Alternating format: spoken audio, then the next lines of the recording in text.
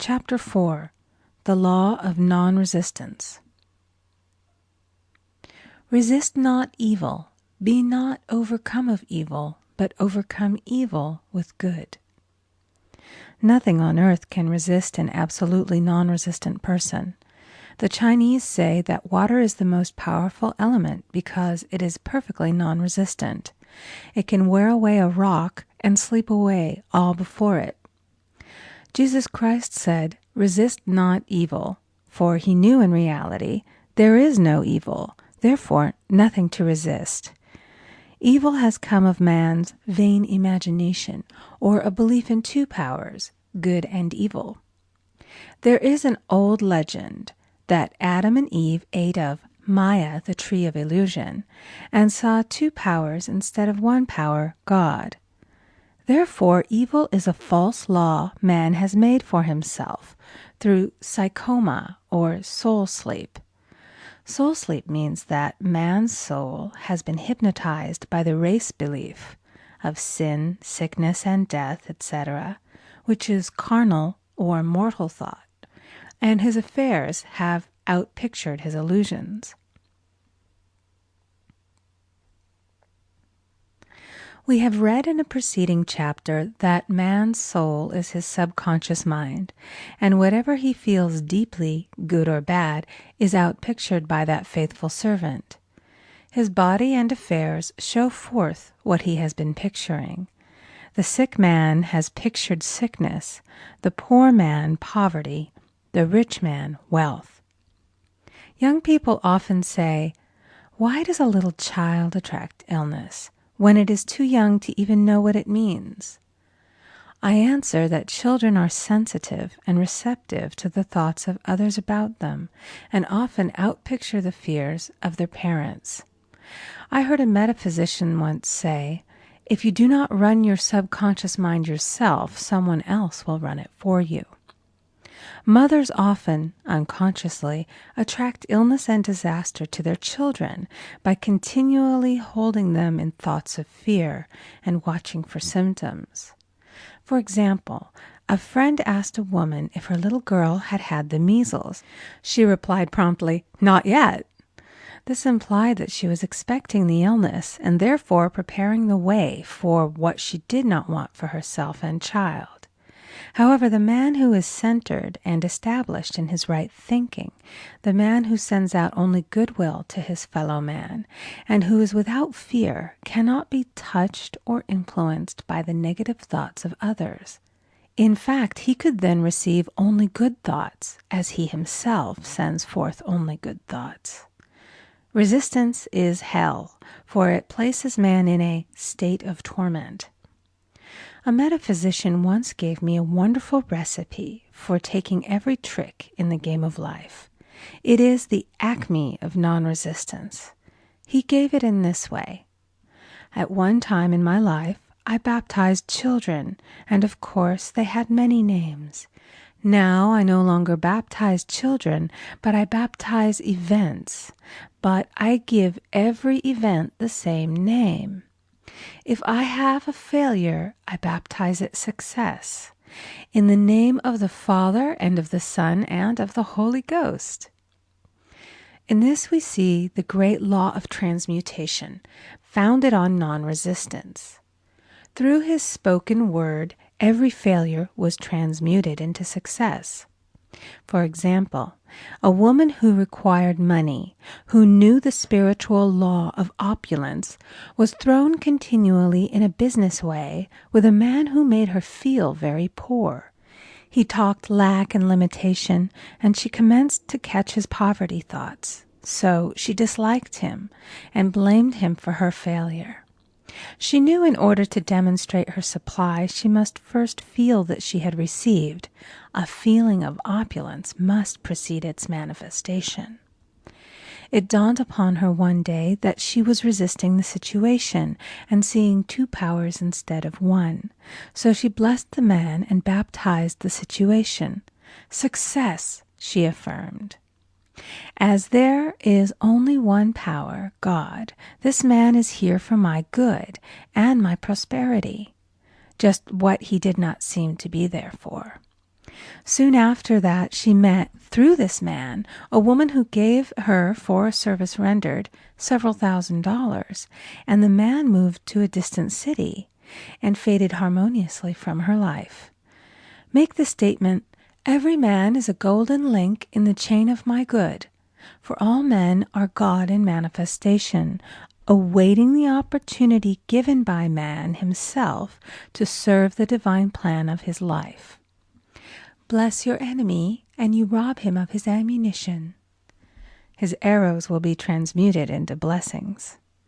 This law is true of nations as well as individuals. Bless a nation, send love and goodwill to every inhabitant, and it is robbed of its power to harm. Man can only get the right idea of non-resistance through spiritual understanding. My students have often said, "I don't want to be a doormat." I reply, when you use non-resistance with wisdom, no one will ever be able to walk over you. Another example. One day I was impatiently awaiting an important telephone call. I resisted every call that came in and made no outgoing calls myself, reasoning that it might interfere with the one I was awaiting. Instead of saying, "Divine ideas never conflict, the call will come at the right time," leaving it to infinite intelligence to arrange, I commenced to manage things myself.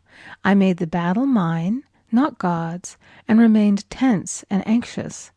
The bell did not ring for about an hour, and I glanced at the phone and found the receiver had been off that length of time, and the phone was disconnected.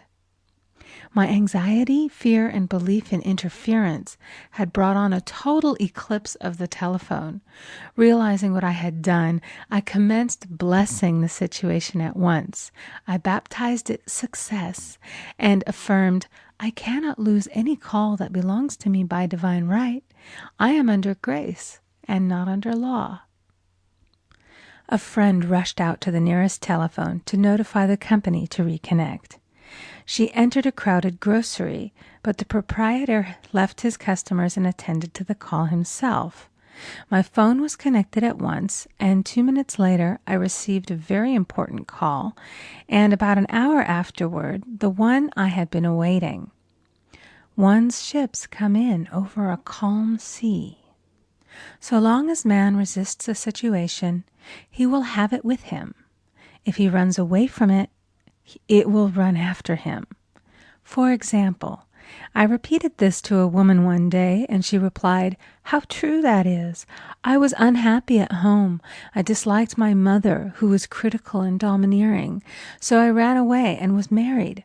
But I married my mother, for my husband was exactly like my mother, and I had the same situation to face again." Agree with thine adversary quickly. That means agree that the adverse situation is good. Be undisturbed by it, and it falls away of its own weight. "None of these things move me" is a wonderful affirmation. The inharmonious situation comes from some inharmony within man himself. When there is in him no emotional response to an inharmonious situation, it fades away forever from his pathway. So we see man's work is ever with himself. People have said to me, "Give treatments to change my husband or my brother." I reply, "No, I will give treatments to change you. When you change, your husband and your brother will change." One of my students was in the habit of lying. I told her it was a failure method, and if she lied, she would be lied to. She replied, "I don't care. I can't possibly get along without lying." One day she was speaking on the phone to a man with whom she was very much in love. She turned to me and said, "I don't trust him. I know he's lying to me." I replied, "Well, you lie yourself, so someone has to lie to you, and you will be sure it will be just the person you want the truth of." Some time after that I saw her, and she said, "I'm cured of lying." I questioned, "What cured you?" She replied, "I've been living with a woman who lied worse than I did." One is often cured of his faults by seeing them in others. Life is a mirror, and we find only ourselves reflected in our associates. Living in the past is a failure method and a violation of spiritual law. Jesus Christ said, "Behold, now is the accepted time. Now is the day of salvation." Lot's wife looked back and was turned into a pillar of salt. The robbers of time are the past and the future. Man should bless the past and forget it, if it keeps him in bondage, and bless the future, knowing it has in store for him endless joys, but live fully in the now. For example, a woman came to me complaining that she had no money with which to buy Christmas gifts. She said, "Last year was so different. I had plenty of money and gave lovely presents, and this year I scarcely have a cent." I replied, "You will never demonstrate money while you are pathetic and live in the past. Live fully in the now and get ready to give Christmas presents.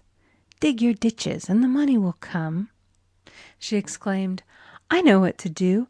I'll buy some tinsel, twine, Christmas seals, and wrapping paper." I replied, "Do that, and the presents will come and stick themselves to the Christmas seals." This, too, was showing financial fearlessness and faith in God, as the reasoning mind said, "Keep every cent you have, as you are not sure you will get any more." She bought her seals, paper, and twine, and a few days before Christmas received a gift of several $100s. Buying the seals and twine had impressed the subconscious with expectancy and opened the way for the manifestation of the money. She purchased all the presents in plenty of time. Man must live suspended in the moment. Look well, therefore, to this day. Such is the salutation of the dawn. He must be spiritually alert, ever waiting his leads, taking advantage of every opportunity. One day I said continually, silently, "Infinite Spirit, don't let me miss a trick." And something very important was told to me that evening. It is most necessary to begin the day with the right words. Make an affirmation immediately upon waking. For example, "Thy will be done this day. Today is a day of completion. I give thanks for this perfect day. Miracle shall follow miracle, and wonders shall never cease." Make this a habit, and one will see wonders and miracles come into his life. One morning I picked up a book and read, "Look with wonder at that which is before you." It seemed to be my message for the day, so I repeated it again and again. Look with wonder at that which is before you. At about noon, a large sum of money was given to me, which I had been desiring for a certain purpose. In the following chapter, I will give affirmations that I have found most effective. However, one should never use an affirmation unless it is absolutely satisfying and convincing to his own consciousness. And often, an affirmative is changed to suit different people. For example, the following has brought success to many. I have a wonderful work in a wonderful way. I give wonderful service for wonderful pay. I gave the first 2 lines to one of my students, and she added the last 2. It made a most powerful statement, as there should always be perfect payment for perfect service, and a rhyme sinks easily into the subconscious. She went about singing it aloud, and soon did receive wonderful work in a wonderful way, and gave wonderful service for wonderful pay. Another student, a businessman, took it and changed the word to business.